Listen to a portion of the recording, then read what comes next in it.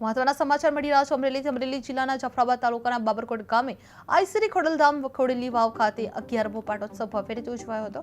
સમસ્ત બાબરકોટ ગામ તથા સાંકળ પરિવારના સહયોગથી આયોજિત આ ધાર્મિક મહોત્સવમાં 51 કુંડી યજ્ઞ યોજાયો હતો, જેમાં 102 પાટલાઓમાં ભક્તોએ ભાગ લીધો હતો। અંદાજે 15,000થી વધુ ભક્તોએ ખોડિયાર માતાજીના દર્શન કરી પ્રસાદીનો લાભ લીધો હતો, જે આ પ્રસંગે રાજકીય આગેવાનો, સરપંચો અને મોટી સંખ્યામાં ભક્તો ઉપસ્થિત રહ્યા હતા। આ સમગ્ર કાર્યક્રમ ભક્તિમય વાતાવરણમાં સંપન્ન થયો હતો, જે બાબરકોટમાં ખોડલધામ પાટોત્સવની ભવ્ય ઉજવણી કરવામાં આવી હતી, જે 51 કુંડી યજ્ઞમાં ભક્તોની ખાસ ઉપસ્થિતિ હતી, જે 15,000થી વધુ ભક્તોએ દર્શન કર્યા હતા। સાંકળ પરિવારના સહયોગથી આયોજન કરવામાં આવ્યું હતું, જે ભક્તિમય માહોલમાં પાટોત્સવ સંપન્ન કરવામાં આવ્યો હતો।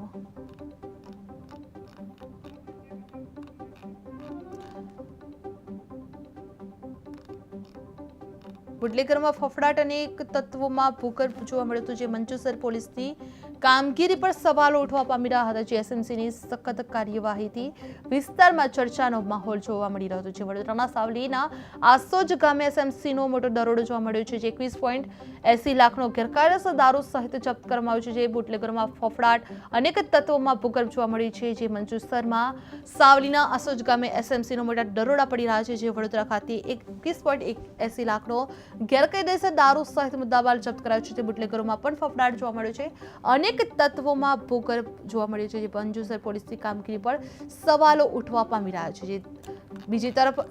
સવાલો ઉભા થઈ રહ્યા છે, જે સખત કાર્યવાહી પણ ચાલુ રહી છે, જે બુટલેગરોમાં ફફડાટ જોવા મળ્યો છે, જે એસએમસીની પણ કાર્યવાહી કરવામાં આવી રહી છે, જે 21.80 લાખનો ગેરકાયદેસર દારૂ સહિત જોવા મળ્યો છે, જે બુટલેગરોમાં ફફડાટ જોવા મળ્યો છે।